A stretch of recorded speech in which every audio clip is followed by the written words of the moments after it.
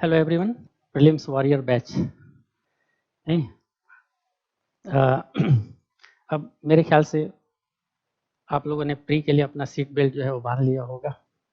Take off करने के लिए अब आप लोग तैयार होंगे, और अब भी अगर टेक ऑफ के लिए तैयार नहीं होंगे तो फिर तो बहुत मुश्किल हो जाएगा।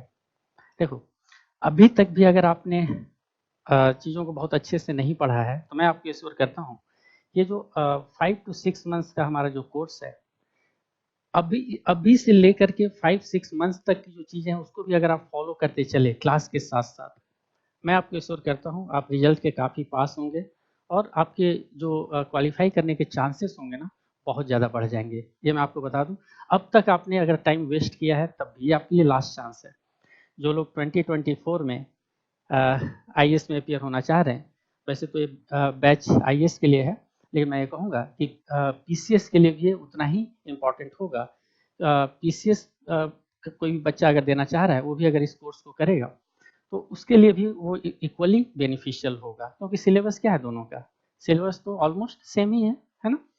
तो अगर आप अभी तक आपने चीज़ों को ठीक से ग्रेस्प नहीं किया है, रिटेन नहीं किया है, कंसेप्ट को लेकर के कोई इशू है, तो ये लास्ट चांस है आपका 2024 के लिए आईएएस और पीसीएस के लिए। इसको आप लोग अचीव कर सकते हैं इस क्रैश कोर्स के थ्रू, ठीक है। ये जो हमारा क्रैश कोर्स होगा, इसमें एंटायर सिलेबस, मैं वर्ड यूज कर रहा हूँ, पूरे के पूरे सिलेबस को का मैं रिवीजन करूंगा, पूरे के पूरे सिलेबस का। हालांकि ये है मेनली प्री के लिए, लेकिन एक मैं आपको बता दूं कि बहुत सारे टॉपिक ऐसे हैं जो ओवरलैपिंग हैं, प्री और मेंस दोनों में हैं। तो जब हम प्री का प्रिपरेशन करेंगे तो साथ के साथ मेंस वाला पार्ट भी आपका कवर होता जाएगा। तो आप ये मत सोचिएगा कि ये 4-5-6 महीने केवल प्री में जा रहे हैं, ऐसा बिल्कुल भी नहीं है। एक मेजर पार्ट जो है आपका मेंस का भी प्रिपेयर्ड होगा, क्योंकि ज्योग्राफी वगैरह, हिस्ट्री वगैरह बहुत सारे सब्जेक्ट ऐसे हैं, पॉलिटी वगैरह, जिसमें प्री और मेंस में कोई मेजर डिफरेंस नहीं है, ठीक है। एथिक्स वगैरह का नहीं होगा, लेकिन बाकी जो कॉमन पार्ट है वो तो आपका साथ के साथ प्रिपेयर होगा, प्री का भी और मेंस का भी, ठीक।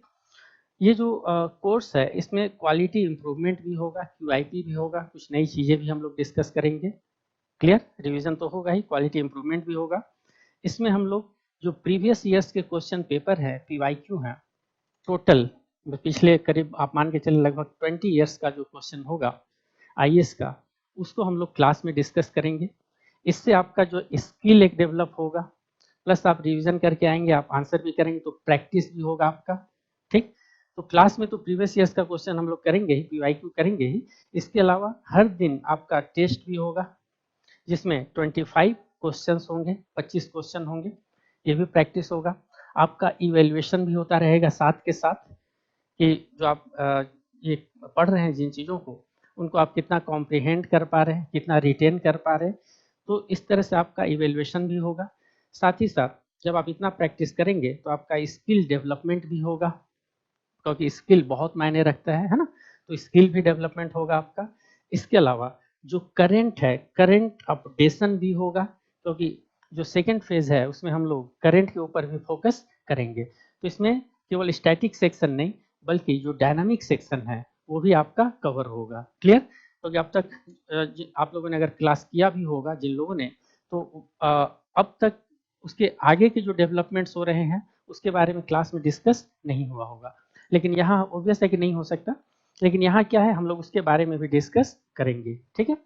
और ये आपका कॉम्पैक्ट कोर्स है, कॉम्पैक्ट है होने के बावजूद भी कॉम्प्रिहेंसिव है, यानी कम टाइम का है, लेकिन कवरेज जो होगा इसका वो एडिक्वेट होगा एग्जाम को क्वालिफाई करने के लिए। प्री के एग्जाम को क्वालिफाई करने के लिए जितना डिस्कशन होना चाहिए उतना हम लोग डिस्कशन करेंगे। तो इस तरह से अगर आप देखें तो ये जो हमारा प्रोग्राम है, ये रिजल्ट ओरिएंटेड प्रोग्राम है। इसका जो मेन फोकस है वो है आपका रिजल्ट। अब तक जिन लोगों, जहाँ आप लोगों ने कोर्स किया था, वहाँ इंस्टीट्यूट का जो मेन फोकस था वो था मॉनेटरी पर्पस। मेरी बात आप समझ रहे होंगे। वहाँ इंस्टीट्यूट जो इंस्टीट्यूट ने जो मेन उसका जो एम था वो था मॉनेटरी। यहाँ चार्जेस नेग्लिजिबल हैं, तो ऐसे क्यों नेग्लिजिबल है, क्योंकि हमारा मेन पर्पस क्या है, रिजल्ट, कि ताकि ज़्यादा से ज़्यादा रिजल्ट जो है वो हमें मिल सके। तो इसलिए ये जो प्रोग्राम है ये पूरी तरह से रिजल्ट ओरिएंटेड प्रोग्राम है।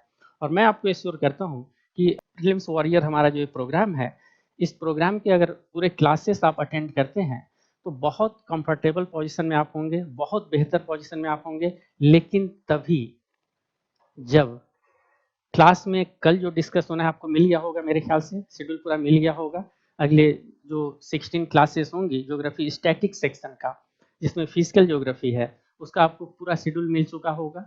अब कल जो क्लास होनी है, नेक्स्ट जो क्लास होनी है, उसके बारे में जब आप उन टॉपिक्स को एक बार रीडिंग दे करके आएंगे, इसके बाद फिर क्लास में हम लोग यहाँ डिस्कस करेंगे, उसके बाद आप जा करके उसका रिविजन करेंगे, टेस्ट भी आप सीरियसली लेंगे, तब जा करके तो कोई फ़ायदा है। अदरवाइज अगर आपका यही अप्रोच रहा कि आए क्लास कर लिए और रिवीजन नहीं कर रहे, पहले से चीज़ों को कुछ देख करके नहीं आ रहे हैं, फिर जा करके रिवीजन भी नहीं कर रहे, जो क्वेश्चंस है, इवेल्युएशन ये हो रहा है, टेस्ट पेपर आपको मिल रहा है, उसको भी आप सीरियसली जो है वो नहीं ले रहे हैं, तो वैसे स्थिति में फिर कोई सेंस नहीं रह जाता इस प्रोग्राम को करने का।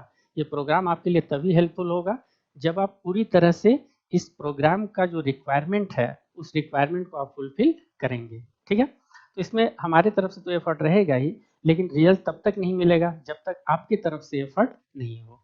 तो एफर्ट आपकी तरफ से पूरा होना चाहिए। मैं तो कहूँगा कि हमसे ज़्यादा एफर्ट आपको अपने तरफ से जो है वो करना चाहिए।